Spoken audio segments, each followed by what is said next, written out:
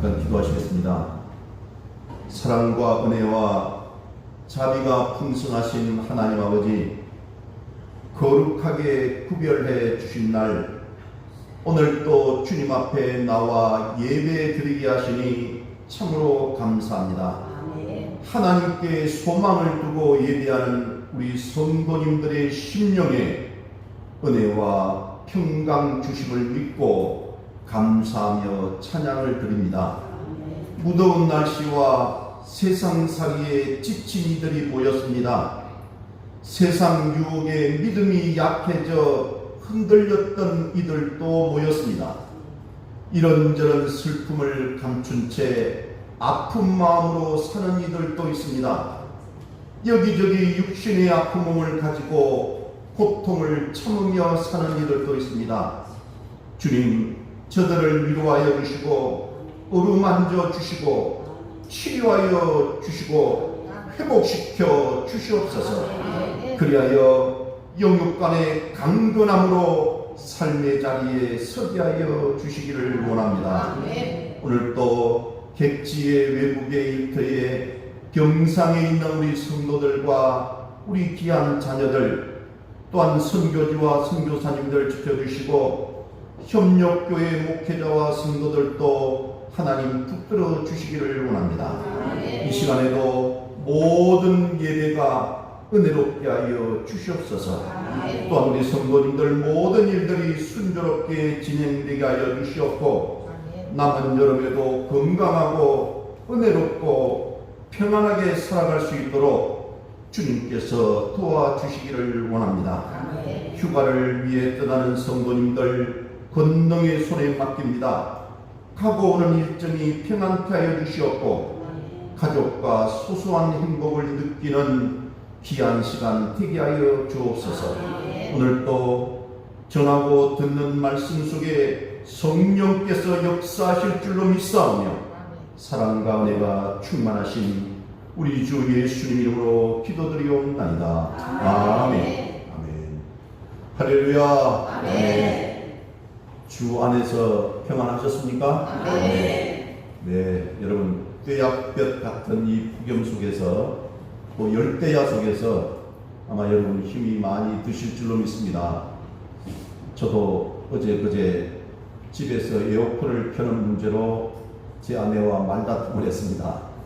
정말 에어컨 없이는 살아갈 수 없을 정도로 날씨가 너무나도 무덥고 힘든 시간이 지나가고 있지만, 여러분 이제 한 2주만 지나면 또 선선한 바람도 불고 가을이 성큼 우리 곁에 다가오심을 믿으시고, 지금 힘들고 덥고 또한 여러 가지 어렵지만 잘 견뎌내시고 승리하시기를 바랍니다. 오늘 또 주님 앞에 예배드리기 위해서 나오신 성도 여러분들 모두 삶 가운데 하나님의 은혜와 사랑이 충만하시고 기도하고 계획하고 소망하는 일들이 주님 안에서 형통하게 이루어지시기를 주님 이름으로 축원합니다. 아멘. 자, 우리 옆에 있는 분들하고 반갑게 우리 인사합니다. 샬롬, 주 안에서 평안하셨습니까? 시작. 샬롬, 주 안에서 평안하셨습니까? 아멘. 아멘. 네, 우리 손을 내밀어서 또 축복합시다. 주님 이름으로 사랑합니다. 축복합니다. 시작. 주님 이름으로 사랑합니다. 축복합니다. 아멘. 아멘. 네, 우리 옆에 또 정말 소중한 분들, 오랜만에 뵙는 분들도 있습니다. 자, 저는 오늘 여러분 고린도전서 15장 9절에서 11절 말씀을 중심으로 하나님의 은혜라는 제목으로 말씀의 은혜를 나누기를 원합니다. 여러분 한번 따라해 주시면 감사하겠습니다. 하나님의 은혜. 시작. 하나님의 은혜. 아멘. 예, 영국에서 열린 비교 종교학, 기독교뿐만 아니라 불교, 유대교, 이슬람교, 또 세상에 있는 그런 종교들을 서로 비교하는 그런 종교 학술회의가 열렸는데요. 여기에 비교 종교 학자들, 이 교수님들과 전문가들이 모여서 과연 기독교 신앙의 독특성, 기독교 신앙의 차별성이 무엇인가에 대해서 토론을 했습니다. 기독교를 대표할 단어가 무엇인가를 놓고 열띤 토론을 벌였습니다. 여러분, 기독교를 대표할 만한 그런 단어, 그런 답이 될 만한 단어들을 올려놓고 정답이 아니면 하나씩 지워가는 그런 방법으로 토론을 했습니다. 근데 먼저 기독교를 대표할 만한 단어로 여러분 잘 아시는 사랑을 올렸습니다. 근데 문제는 사랑이라는 단어는 우리 기독교뿐만 아니라 불교나 이슬람이나 또는 유교에도 사랑이라는 단어를 많이 쓴다는 그 말을 듣고 그것도 지웠습니다. 그리고 성육신이라는 단어를 올렸지만 다시 이건 뭡니까? 하나님이 인간의 몸으로 이 땅에 오셨다는 거잖아요. 근데 이 신이 인간으로 환생한 이야기는 다른 종교에도 많이 있다는 것이에요. 예를 들면 우리나라 단군 신화에도 그런 것이 있죠. 그래서 성육신에 대해서도 지웠습니다. 그리고 이번에는 부활을 올렸더니만 그리스 로마 신화의 신들은 죽었다가 살아났다가 죽었다가 살아났다가 하는 것을 반복하고 마음대로 한다는 그런 이야기가 있었습니다. 그래서 또 그것도 지웠습니다. 그래서 이분들이, 이 학자들이 어떻게 방향을 잡고 무엇이 기독교를 대표할 만한 단어인지를 계속해서 경론을 벌였지만 결론을 내지 못했습니다. 그런데 이렇게 기독교 신앙을 대표하는 단어에 대한 합일점을 찾지 못하고 있을 때 영국 태생의 영성학자이자 기독교 변증가이자 또 소설가이고 그 당시 케임브리지 대학의 교수로 있던 C.S. 루이스 교수가 방을 잘못 찾아서 우연히 이 방에 들어왔습니다. 이분은 여러분 판타지 고전인 나니아 연대기라는 그런 소설을 쓴 유명 작가이기도 합니다. 시인이기도 합니다. 그분의 절친이 여러분 아시지만 반지의 제왕이라는 소설을 쓴 돌킨이라는 분입니다. 이 소설가 돌킨은 이 루이스 교수가 친구이기 때문에 그 루이스 교수의 격려에 힘입어서 반지의 제왕을 썼다는 이야기는 너무나 유명합니다. 어쨌든 이 루이스 교수가 이 토론하고 있는 방에 들어와서 물었습니다. 여러분, 도대체 무엇을 그렇게 열띠게 토론하고 계십니까? 하고 물으니까 그 방에 있는 분들이 기독교의 독특성을 논하고 있는데 기독교를 대표할 만한 단어를 아직도 찾지 못하고 결론을 내지 못하고 있습니다. 하고 말하는 것이에요. 근데 이 루이스 교수가 아니 엉뚱하게도 대수롭지 않게도 이런 말을 합니다. 그게 뭐가 어렵습니까? 그것은 매우 쉽습니다. 그리고 교수들이 그게 뭡니까? 라고 했더니만 이 루이스 교수가 기독교를 대표할 만한 단어는 은혜입니다. 라고 말했습니다. 여러분, 루이스 교수는 기독교를 대표할 만한 단어를 사랑도 부활도 성육신도 십자가도 아니고 은혜라고 정리를 합니다. 여러분 그렇습니다. 흔히 우리 기독교를 상징하는 브랜드와 같은 단어를 사랑, 구원, 십자가, 부활, 성육신 이런 것을 이야기합니다. 물론 이런 단어들은 기독교의 핵심 가치인 것들은 분명합니다. 이런 단어들을 빼면 기독교는 존재하지 못할는지도 모릅니다. 때론 사랑만 해도 우리 성경에 무려 557번이나 나오기 때문에 사랑은 기독교를 대표할 만한 단어가 분명합니다.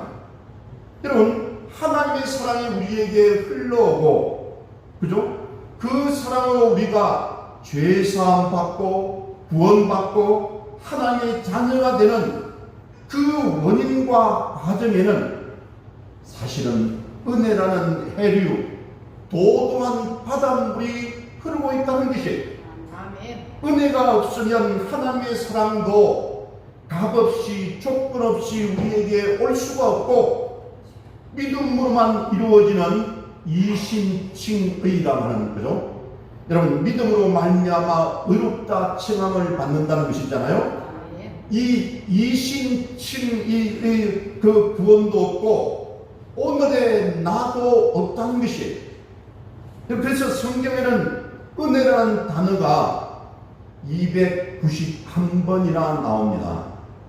여러분, 세상 모든 종교는 나름대로 구원을 제시하고 말합니다. 여러분, 그런데 그 구원의 방법은 그 주체가 모두 나 자신이라는 것이, 그러다 보니까 불교는 고행을 통해서 득도를 해야 된다고 말하고 있고, 그죠? 또 내가, 그죠? 힌두교는 업보를 이야기합니다. 그 업보가 말하다시피 전생과 이생과 후생을 이야기해요. 그래서 그 내가 지금 살고 있는 것은 전생에 지은 죄가 많아서 이렇게 업보로 내가 지금 이렇게 살고 있다는 것이, 여러분, 또 유대교는 여러분 알다시피 구약만 생각이 있는 사람들이잖아요. 거기는 율법을 강조합니다. 여러분, 그래서 유대교는 언약을 강조하는 것이에요. 그리고 이슬람교는 코란, 법전을 말하는 것입니다. 이 모든 것들이 개인의 노력으로 구원받는 길을 제시합니다. 개인이 도가 득도해야 되고 개인이 바뀌어져야 된다는 것이죠. 여러분, 이런 종교는 구원을 얻으려면 조건을 먼저 취득해야 된다고 말합니다. 여러분, 다시 말하면 구원받을 자격이 있어야 구원을 받고, 사랑받을 자격이 있어야 사랑받고, 용서받을 자격이 있어야 용서를 받는다는 것이, 인간의 본성인 권선징악, 선을 이렇게 더 권하고 또 악은 징벌한다는 이야기죠. 이 권선징악의 심리에 부합하는 구원관입니다. 근데 여러분, 기독교는요, 여러분 잘 아시지만 구원을 인간 자신, 나 자신에게 주지를 않습니다. 하나님의 사랑으로 저와 여러분이 구원을 받았다라고 우리는 믿습니다. 여러분이 똑똑해서, 여러분이 선을 많이 쌓아서, 여러분이 하나님께 무슨 재물을 많이 바쳐서 구원을 받았습니까? 아닙니다. 오직 하나님의 사랑으로 말미암아 저와 여러분이 죄사함 받고 구원받고 하나님 자녀되고 저 천국에 가서 영원한 생명을 누린다고 우리는 그렇게 배웠고 그것을 강조하는 것이에요. 그러면 그 하나님의 사랑을 나는 어떻게 해서 받았느냐 하는 것입니다. 여러분, 사랑도 받을 뭔가가 있어야 되지 않겠습니까? 성경에서 말하는 하나님의 사랑은 놀랍게도 조건이 없습니다. 그냥이라는 것이, 그냥. 여러분, 말은 그냥이라고 하지만 하나님의 사랑을 무조건적으로 만들어 조건 없이 내게 흘러오도록 하는 것이 바로 은혜라는 것이에요. 여러분, 하나님의 은혜라는 원인이 없으면 하나님의 사랑이 우리에게 미치지 못한다는 것이, 왜냐하면 우리는 하나님께 죄를 많이 지었고 하나님과 화목할 수 없는 그런 원수 관계였기 때문에 그렇습니다. 근데 오늘 본문에서 보면 이 사도 바울이 이런 원리를 깨닫게 되는 것이, 그래서 사도 바울은 평생 은혜의 사람이 됩니다. 그래서 사도 바울은 은혜를 알았고 성도들에게 사도행전 13장 43절에 보면 하나님의 은혜 가운데 있으라라고 했어요. 하나님의 은혜 속에 있으라는 것이에요. 하나님의 은혜 안에 떠나지 말고 있으라는 것이에요. 그래서 사도 바울은 은혜를 강조했고 은혜를 전했고 은혜 안에서 살았던 사람입니다. 그게 오늘 보면 고린도전서 15장 10절 말씀에 그 사도 바울의 고백이 담겨져 있습니다. 우리 다 같이 우리 오늘 본문 고린도전서 15장 10절 말씀 같이 한번 읽어보고 옵니다.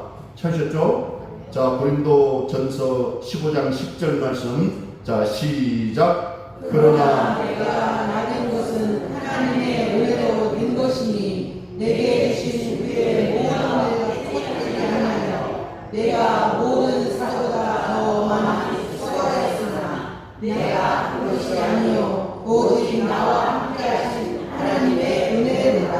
아멘. 오늘 그 고린도전서 15장 10절에 보면 은혜라는 단어가 3번이나 나오고 있습니다. 오늘 내가 오늘의 나 된 것은 전적으로 하나님의 은혜라는 것이에요.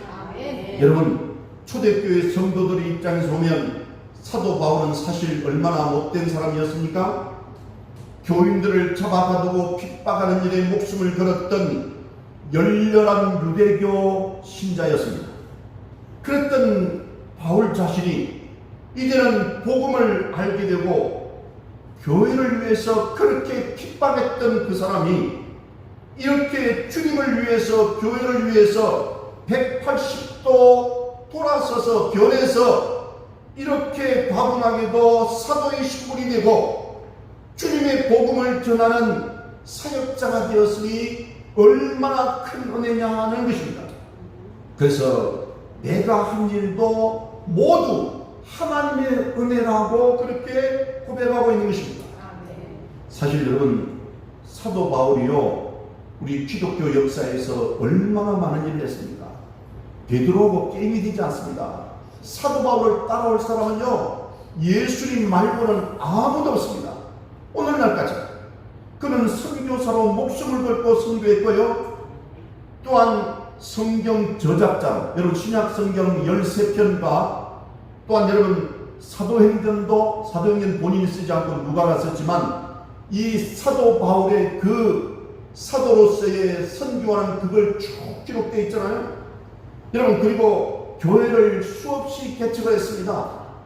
또한 사람들을 바로 세우는 교사로서의 역할을 한 것들 보면요, 정말 기독교 역사에 대단한 업적을 남긴 분이 바로 사도 바울이에요. 유대교에 있었다면 율법의 1인자는 될 수 있었을지 모르지만 이렇게 엄청난 기독교 역사의 넘버원이라고 할 만큼 그런 사역자가 될 수는 없었을 것입니다. 그러니 얼마나 큰 축복이고 얼마나 큰 은혜냐는 것이, 내게 주신 하나님의 은혜가 헛되지 않는 것도 하나님의 은혜라고 고백합니다. 하나님께서 은혜를 주셨어도 그 은혜를 우습게 알고 소비해버렸다면 어리석은 행동 아닙니까? 그래도 하나님께 주신 사역을 잘 감당할 수 있었으니 얼마나 큰 은혜인가. 바울은 이렇게 입만 열면 하나님의 은혜를 말하는 은혜의 예찬론자가 되어버린 것입니다.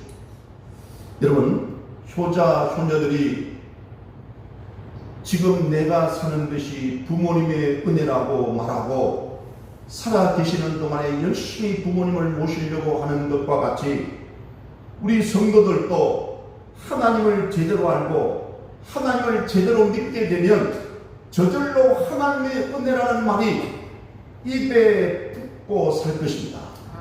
여러분, 그만큼 은혜는 기독교 최고의 단어이고 또한 기독교의 브랜드라고 감히 말할 수가 있는 것이에요. 필립 얀시라는 이 신학자도 놀라운 하나님의 은혜라는 책에서 은혜를 기독교 마지막 최고의 단어라고 말합니다. 여러분, 이 단어들도 오래 되다 보면 고기가 상하듯이 변질이 됩니다. 여러분, 예를 들어서 사랑이라는 단어도 변질됩니다. 사랑하기 때문에 헤어진다? 이것은 사랑의 변질이 아닐까요? 사랑한다면서 스토킹하고 폭력을 쓰고 동성애도 과연 사랑입니까? 여러분, 이미 그것은 잘못된 상해버린 변질된 사랑이라는 것이에요. 근데 용서는 어떤 겁니까? 용서도 그만한 대가를 치를 때 우리 편일 때 그 용서하기가 쉽습니다.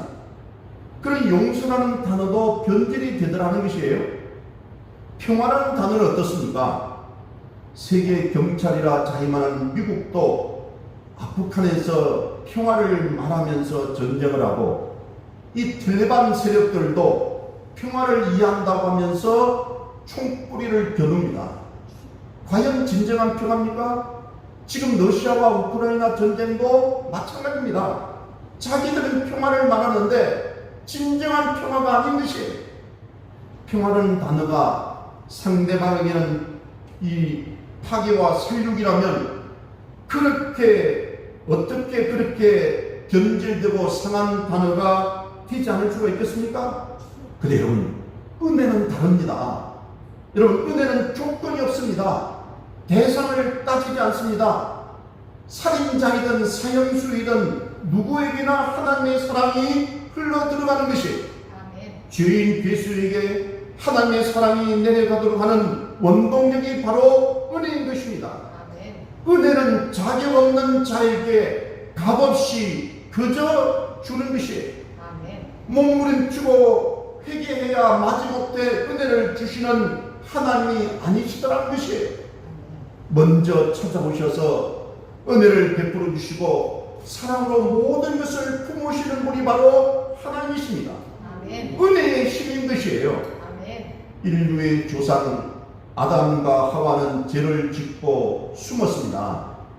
그들은 선행으로 나오지도 않고 용서해 달라고 애를 하지도 않았습니다.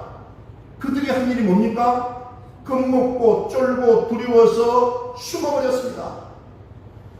사랑을 받을 대상에서 완전히 벗어나 버린 것이, 하나님이 그들을 창조하시면서 얼마나 이뻐하셨는데 그들이 하나님께서 절대 하면 안 된다고 하는 것을 했잖아요.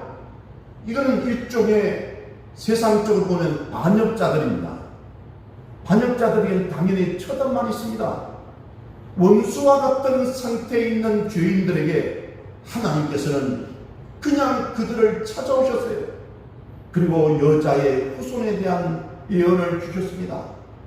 그들은 실패했지만 그들 자손이 그들을 회복시킨다는 것이, 그들에 대한 용서와 자손을 통한 구원과 또한 에덴 동산으로의 복귀, 이것이 은혜라는 것이, 값없이 거저 주시는 것이 은혜입니다.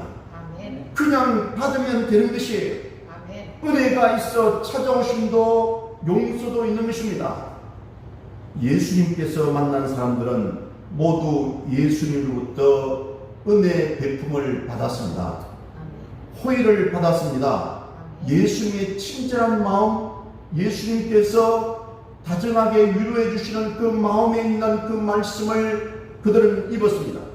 그래서 병자들이 고침을 받고, 심지어는 현장에서 범죄 사실이 드러난 여인이 용서를 받았습니다.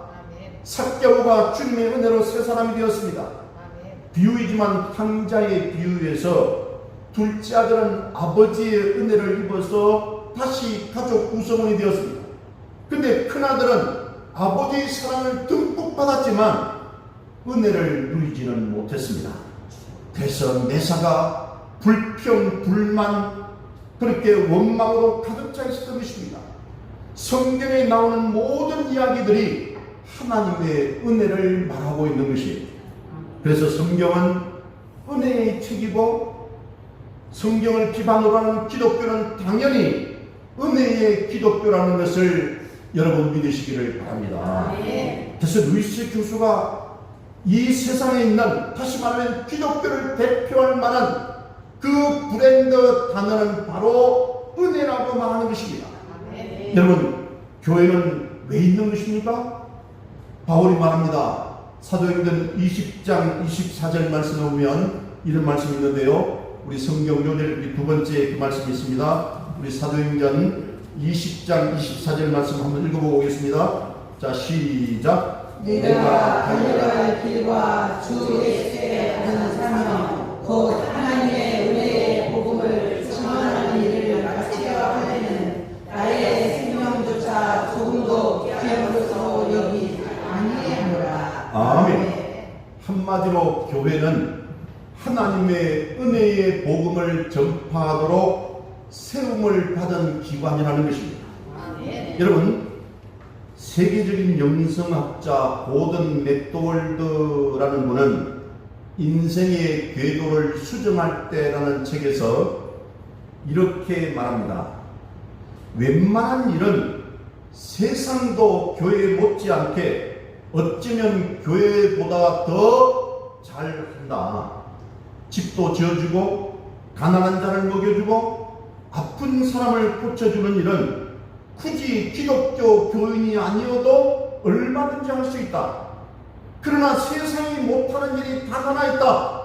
그것은 세상에서는 은혜를 베풀 수가 없다라고 말합니다. 저는 그 말씀이 가슴에 와 닿는 거예요. 여러분, 그렇습니다. 오직 교회만이, 예수 믿는 사람만이 은혜를 보관하고 있고 그 은혜를 전해주는 기관이고 메신저라는 것이 은혜의 기관이라면 다른 것은 조금 부족하고 모자라도 은혜만큼 교회가 가득 저장해 둬야 되는 것입니다. 여러분, 주유소의 기름은 주유기에 있는 것이 아닙니다. 지하에 기름 저장소에 있습니다. 지하 저장소에 기름이 들어있지 않다면 말만 주유소이지 자동차의 에너지를, 기름을 공급해 줄 수가 없는 것입니다. 주유소를 대표하는 것은 그저 가성비 좋은 기름, 풍성한 기름이지 건물도 아니고 서비스로 주는 답례품도 아닙니다. 교회는 이처럼 다른 어느 것보다도, 어떤 것보다도 은혜가 가득해야 되는 것입니다. 은혜를 가득 보관하고 있어야 되는 것이에요. 은혜가 부족하면 세상이 은혜 받을 곳이 없어진다는 말씀입니다. 여러분, 그래서 은혜라는 단어는 영어로는 그레이스라고 표현하지만 히브리어로는 카리스라고 말합니다. 이 뜻은 기쁘다, 즐겁다라는 의미입니다. 은혜를 받으니까 너무너무 기쁘고 은혜를 누리니까 너무 즐거운 것이 바로 은혜를 받은 사람의 신분이요, 은혜의 삶을 사는 것이라는 것이에요. 여러분, 그래서 은혜의 기관 교회에 하면 누구나 기쁘고 즐겁고 행복해야 되는 것입니다. 그러나 교회가 은혜라는 단어를 요즘 점점 잃어가고 있습니다. 세상 사람들이 교회를 생각할 때 떠오르는 이미지는 기쁨이나 즐거움이나 또는 사랑이나 은혜가 아니라 근엄함입니다. 사람들이 보기에 교회란 잘못을 청산한 후에 가는 곳이지 있는 모습 그대로 가는 곳이 아니라고 생각을 합니다. 은혜보다 도덕이 먼저이고 반듯함이 먼저를 더 챙긴다는 것이, 그래야 은혜를 받는다고 생각합니다. 여러분, 얼마나 잘못된 생각입니까? 병원은요, 병을 고치기 위해서 가는 곳입니다. 병원에 가서 정신치료를 받고 육신치료를 받는다면 믿음의 교회에서는 영혼의 치료, 영혼의 치유와 회복이 있는 곳이 바로 교회인 것이. 그런데 환자가 치료를 받고 다 낫고 나서 병원에 가겠다고 하면 앞뒤가 맞는 이야기입니까? 아닙니다. 병원에 깔끔한 가운을 입고 있는 의사와 간호사만 있으면 됩니까? 건강한 행정팀만 있으면 되겠습니까? 환자가 왔다고 얼굴을 찌푸리고 어떤 병에 걸렸다고 수근거리면 되겠습니까? 당연히 안 되는 것이죠. 그런데 교회는 그런 일을 하고 있는 것입니다. 교회의 은혜의 저장통에 은혜가 간당간당합니다. 예배의 은혜가 마르고 있어요. 예배보다 더 중요한 게 뭡니까? 예배보다 더 귀한 것이 뭡니까? 예배보다 더 은혜가 충만한 것이 도대체 어디에 있습니까? 예배가 중요한 것이에요. 그래서 예배할 때는 왔다 갔다 하지 마셔야 돼요. 가능하면, 그죠? 예배에서 은혜를 받지 못하니까 성도들은 은혜 안에 거하지 못하는 것이에요. 보이는 그대로 선택하고 은혜가 없다 보니까 세상에 물들어버리고, 또한 말 그대로 공격적이고 정죄하고 심판하고 상대방을 원망하고 불평하고 세상을 부정적으로 보는 것입니다. 은혜가 부족하기 때문에 그래요. 은혜가 없기 때문에 그래요. 은혜가 메말랐기 때문에 그런 것입니다. 그래서 이런 교회를 가리켜서 비은혜의 교회라고 말하는 것입니다. 은혜가 없는 교회라는 것이 한마디로 말씀드리면 마음에도 은혜가 없고 눈에도 은혜가 없고 그래서 종교 집단화된 교회 있는 모습 그대로 나오라 하지 않고 자격을 갖추기 위해 나오라고 합니다. 그러면서도 과거의 상처와 과거의 힘들고 어려운 행적들을 조금도 묻어두거나 품어주려고 하지 않습니다. 요즘 정치하는 사람들이 못난 짓들을 하는 것 보면 증오하는 정치를 하는 것 같아요. 그런데 교회에서도 마찬가지로 종교 윤리와 율법으로 그런 은혜롭지 못한 일들을 하고 있는 것들이 많습니다. 저도 지금까지 20년 넘게 목회했지만 제가 노예나 총회 활동을 하면서도 단 한 번도 저는 징계하지 않았습니다. 은혜로 해야 된다는 것이에요. 여러분, 근데 요즘 노예나 총회가요 목사들을 제명하는 것을 밥 먹듯이 하고 있습니다. 여러분, 무슨 그게 이단이어서도 아닙니다. 무슨 공동을 횡령하거나 무슨 또 큰 잘못을 저질러서도 아니에요. 때로는 비판적인 말을 한다고 제명합니다. 어떻게 목사가 목사를 제명할 수 있습니까? 그런 비은혜의 일들이 이 세상에 너무너무 많은 것이에요. 교회도 마찬가지예요. 그런 비은혜의 일들이 너무너무 많은 것이에요. 하나님의 은혜 안에 거하려고 하지 않고 하나님의 사랑을 받으려고 하지 않고 세상적인 방법으로 세상적인 율법의 방법으로 정죄하고 심판하려고 하는 일들이 너무나도 많이 있습니다. 이것은 해로운 종교 중독입니다.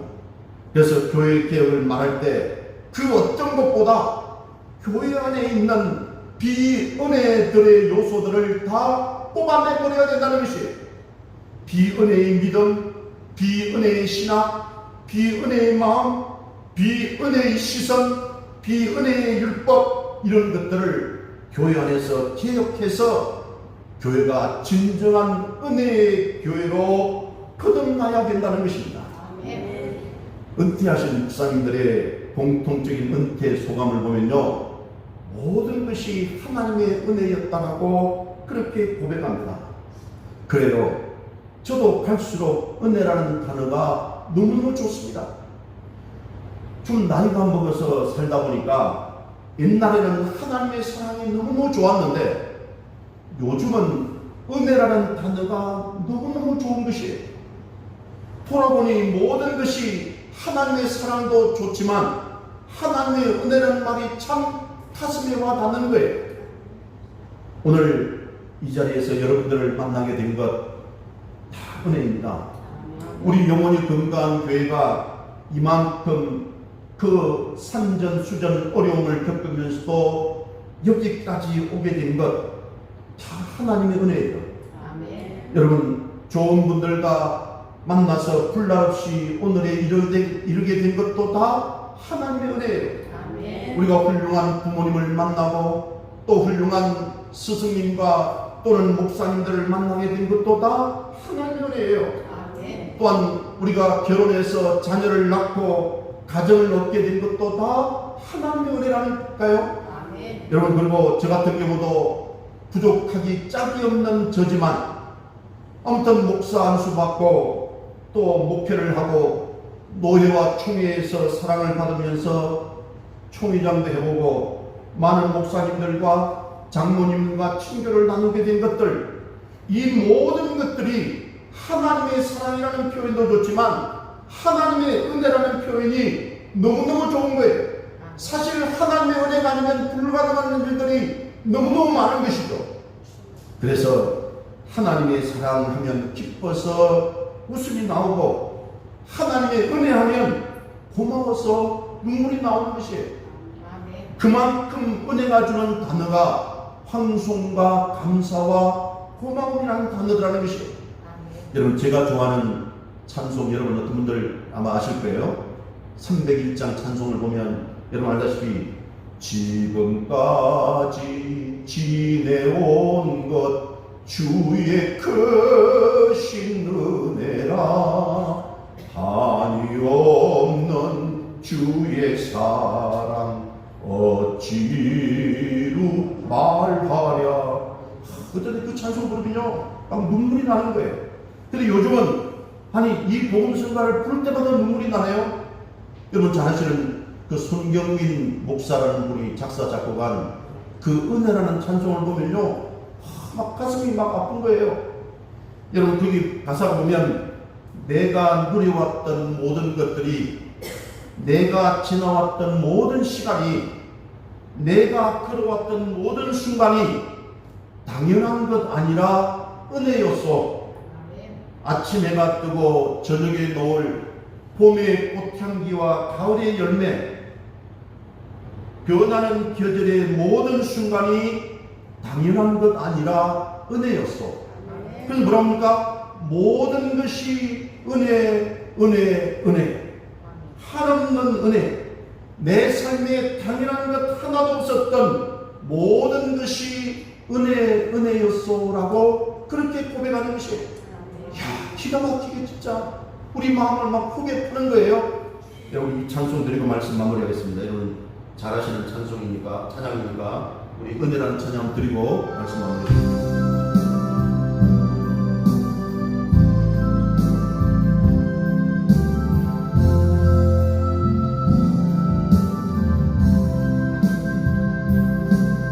내가 누려왔던 모든 것들이, 내가 지나왔던 모든 시간이,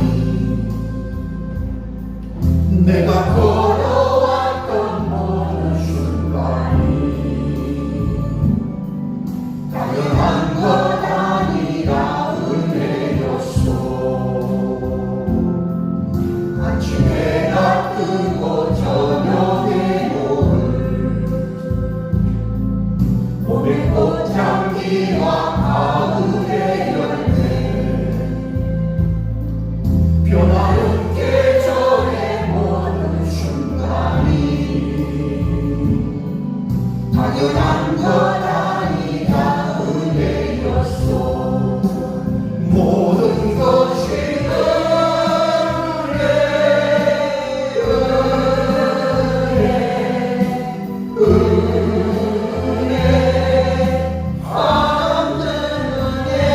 내 삶에 당연한 것 하나도 없었던 것을 모든 것이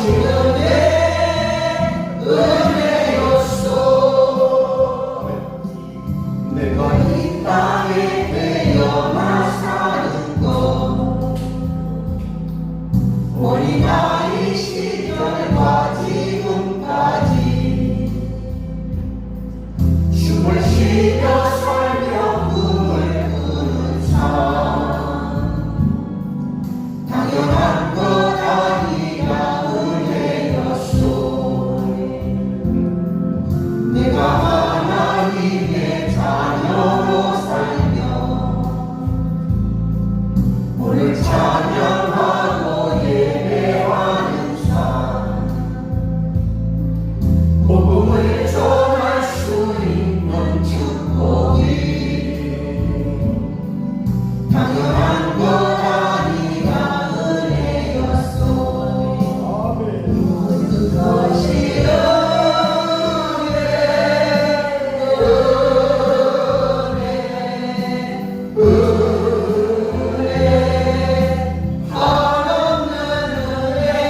내 삶에 당연한 것 하나도 없었던 것을 모든 것이 은혜였소.